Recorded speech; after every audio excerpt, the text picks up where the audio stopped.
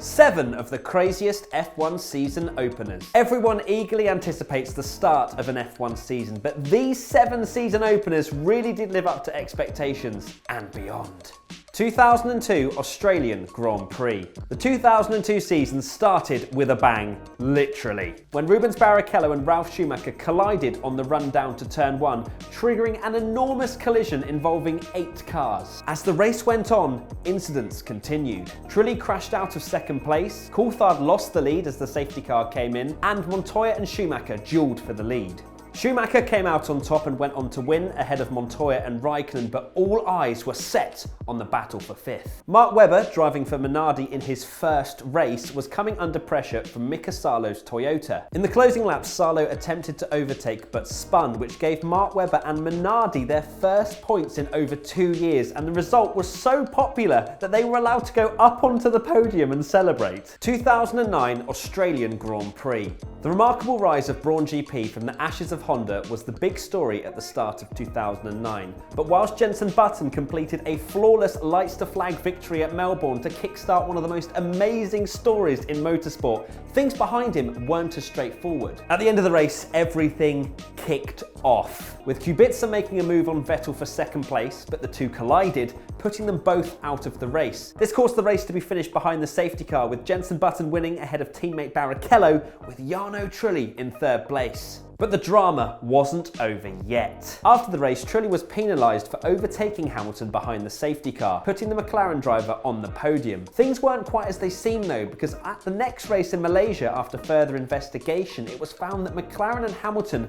had deliberately misled the stewards in order to get Trulli penalised. They were disqualified and Trulli was reinstated into third place. 1990 United States Grand Prix. The opening race of 1990 at the unloved Phoenix street track made for one seriously messed up grid. Gerhard Berger was on pole for McLaren, but alongside him on the front row was the Minardi of Pierluigi Martini. Andrea de Cesaris' Dallara was 3rd, Alessis Tyrrell 4th, and Senna only 5th. At the start, Alessi shot off into the lead and stayed there for half the race. Senna caught up and inevitably passed him, but Alessi was having none of it and retook the lead straight away.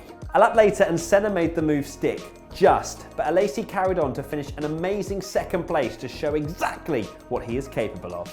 2003 Australian Grand Prix. The driver who wins the first race of the season usually goes on to win the championship, but that wasn't the case in 2003, where it seemed like anyone could have won it. But in the end, it was David Coulthard who took the honours for what would be his last victory. So the race was damp at the start with Michael Schumacher leading, while Barrichello jumped the start but crashed out before he could take his penalty. Montoya then led for a while before Raikkonen was at the front, but lost out after getting penalised for speeding in the pit lane. Montoya led again and was looking set to win before he spun off 10 laps before the end, which meant David Coulthard could win the race ahead of Juan Pablo Montoya and Kimi Raikkonen.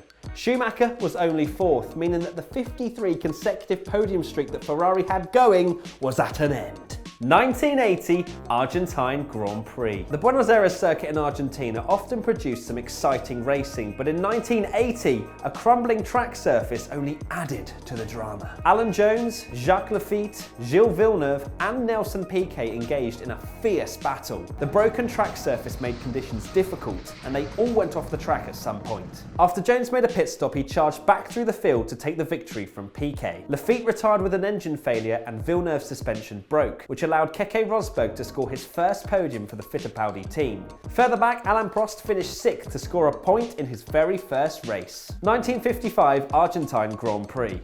The opening race of 1955 was hot. No, like really hot. One of the hottest on record, in fact. Racing for 3 hours in the searing conditions was a brutal test for the drivers, and come the end, only 2 drivers managed to complete the entire distance without sharing their drive, which was allowed at the time. 5th place finisher Roberto Mires and winner Juan Manuel Fangio. 1998 Australian Grand Prix. The new rules for 98 meant narrower cars, grooved tyres, and the cars were proving difficult to drive. One fan even put a bet on that no one would finish the race. This wasn't the case, however, as McLaren romped to a 1-2 by over a lap from third place Frentzen. The Adrian Newey designed MP413 proving pretty much untouchable. Hakkinen was leading comfortably when he came into the pits and out again without stopping. Apparently he misheard a radio call. Ron Dennis later claimed their radio was hacked, but either way it had cost him the lead to Coulthard. The order stayed the same until a few laps from the end when Coulthard suddenly slowed on the pit straight to let Hakkinen back ahead. The two drivers had agreed before the race that whoever led into the first corner would win the race, and Coulthard was simply keeping his word, but the whole thing just seems a little bit bizarre. So that has been our 7 F1 season openers. What has been your favourite? Let us know in the comment section below.